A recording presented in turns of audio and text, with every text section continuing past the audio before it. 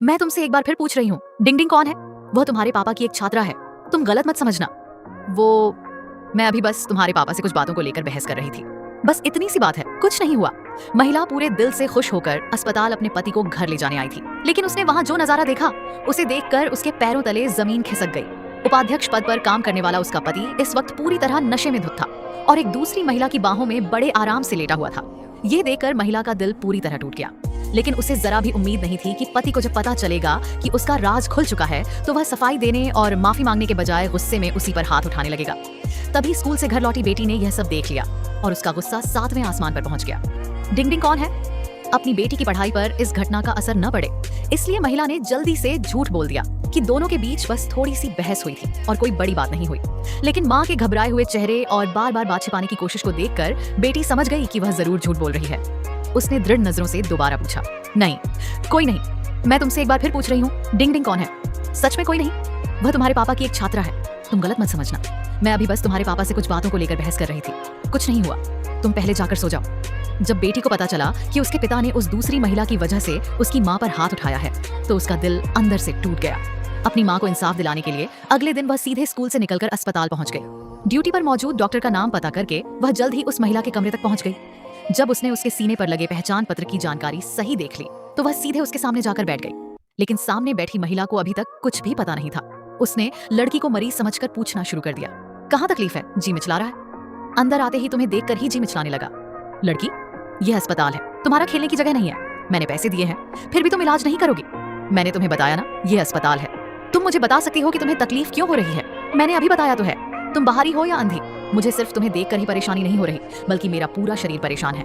सामने वाली लड़की को इस तरह चिल्लाते देखकर वह महिला भी गुस्से से भर गई। अस्पताल का माहौल खराब न हो, इसलिए उसने सख्त लहजे में उसे चेतावनी दी कि अगर वह इसी तरह हंगामा करती रही तो वह सिक्योरिटी गार्ड को बुला लेगी।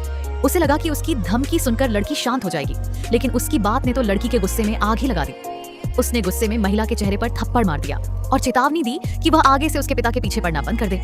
लेकिन इससे पहले कि लड़की वहां से जाती, दोनों की बहस की आवाज अस्पताल के युएनचांग तक पहुंच गई। जब उसे पता चला कि उसकी बेटी अस्पताल में हंगामा कर रही है, तो उसे यकीन ही नहीं हुआ। तुम क्या कर रही हो? जल्दी से उसे माफी मांगो। मैं माफी क्यों मांगू? गलती उसी की है। चुप रहो। तुम्हारा मतलब क्या है? अपनी प्रेमिका का पक्ष ले रहे हो? मैं तुम्हें बता रही हूँ, तांग हान, दोबारा ऐसी बकवास मत करना।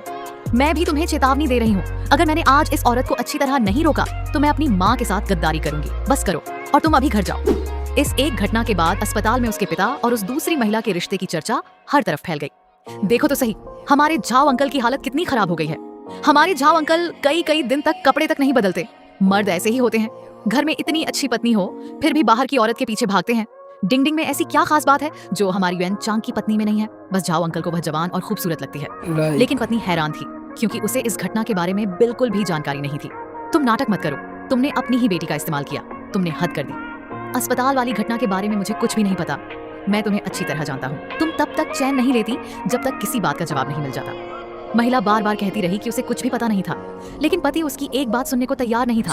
उसे अब भी लगता था कि इस पूरे मामले के पीछे उसकी पत्नी का ही हाथ है। वह यहाँ तक कहने लगा कि बेटी के इस तरह बदल जाने की वजह भी उसकी माँ की परवरिश है। लेकिन यह सुनते ही महिला का गुस्सा फूट पड़ा। अगर तुम ऐसा कह रहे हो तो मुझे लगता है कि हानन ने बिल्कुल सही किया। गलती तुम्हारी है। उसे तुम्हें थप्पड़ ही मारना चाहिए था। तुम बिल्कुल समझ से बाहर हो। तुम एक दूसरी औरत के लिए अपनी ही बच्ची पर हाथ उठाते हो।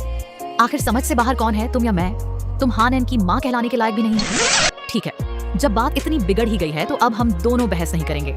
लगता है अब हम साथ नहीं रह सकते।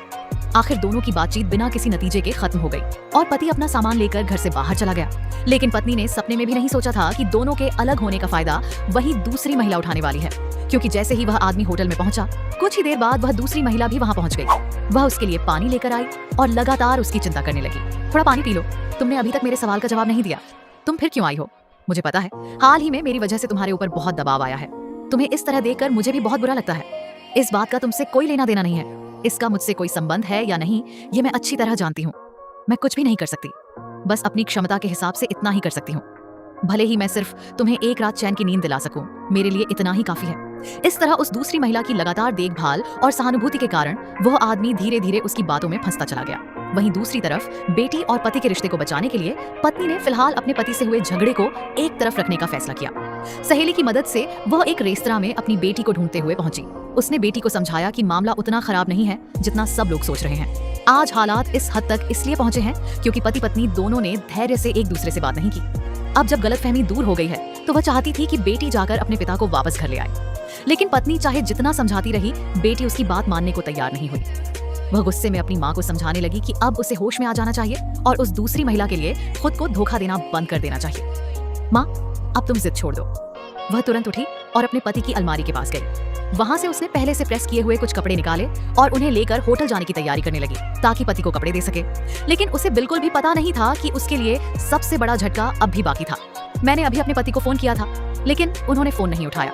क्या आप पता करके बता सकती हैं कि जेंग्यू किस कमरे में ठहरे हैं?